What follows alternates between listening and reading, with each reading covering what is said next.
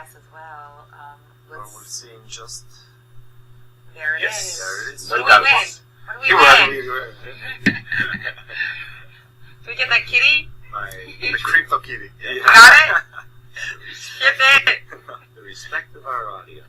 Encrypt it. 96, and now the big moment. Bishop c4, Choco piano, or... Yes. Bishop c4. I was going to say, or Bishop b5. Bishop c4? You like it? Now, this has become the rigor. Everybody's singing from the same hymn book.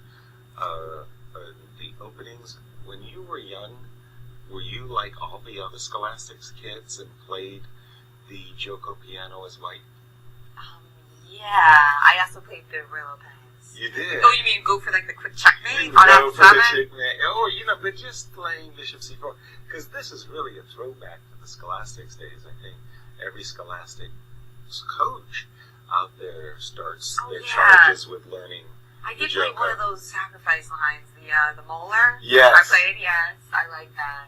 And how about you, Christian? Strange, but I've never played the Joko piano. What? Not even when I was, 6-7 years of age. Wow. I always started with the Rui Lopez, and I continued with that all the way until I was 19 when I moved to the U.S. and started college, and then I got a bit lazy with opening theory, and I moved to 1 d4 because there's less theory, there's less chances of getting checkmated out the field if you don't know the theory.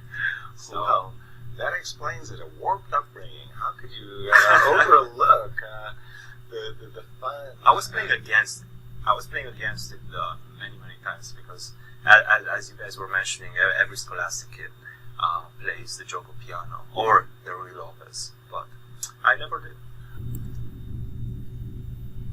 Yes, as I was saying, Malcolm Payne reread the FIDE Rule 1.4, and he obviously meant it as a joke, but the players started glancing at each other uneasily to try to figure out, is he trying to say something to us?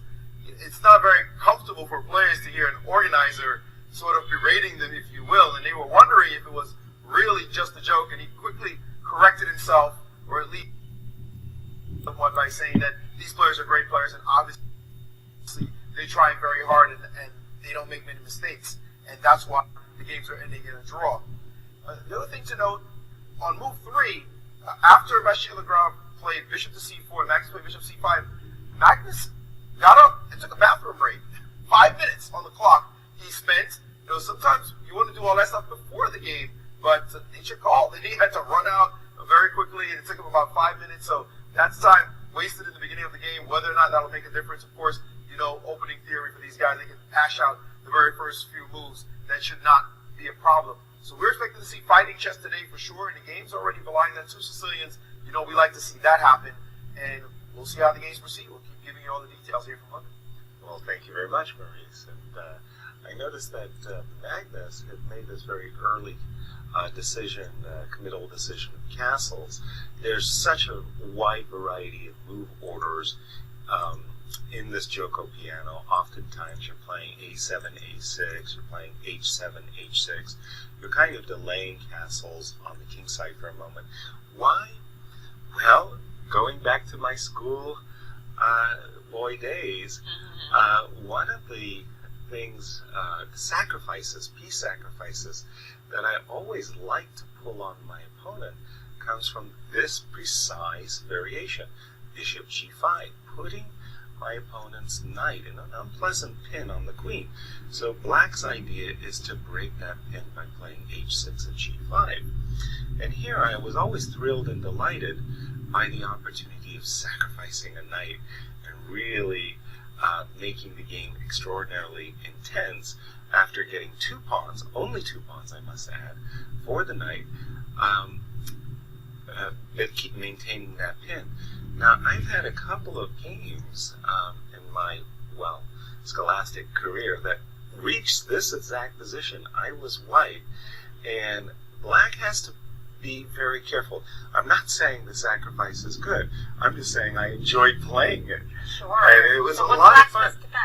That was what I was going to ask Christian. But, We need to get a rook somewhere in the sixth rank, it seems like, don't we? right, like if you can try to like swing it, Yeah. but at the scholastics level, it's really almost impossible.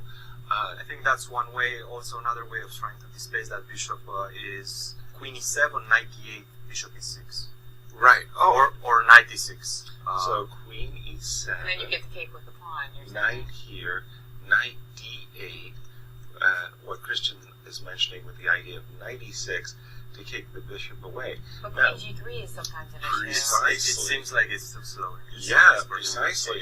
That king is pretty naked on that g file. Because you have no time to go to the h file. There's queen h4 check. Check. And don't forget d4 and f4 can d4, come as well. f4. Or f4, after we move our king, f4 can come in. Right. I'm just saying it's a lot of fun, and if Black is under pressure, even though he holds a nominal material advantage of knight for 2 pawns. I always felt that the rook had to get involved somehow. Rook Like, h8, rook h6. something, yeah. Yeah. Okay, well, we're Or not rook seeing e8 that. to e6, sacrificing and then taking with the knight or something with the bishop. I don't know. That's not going to work though. No. How were you? Rook h8, like you were saying. Right. I feel like I've gotten this in some classic game also. Exactly. I have these like vague memories of stuff like this happening. Right. Generally, with 2 pawns two pawns and a rook for 2 pieces, I think that's quite favorable for white.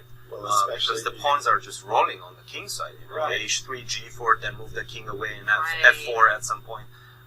It's very dangerous. I'm sure we're thrilling some of the scholastics players in our audience because they probably had this type of game in their lives.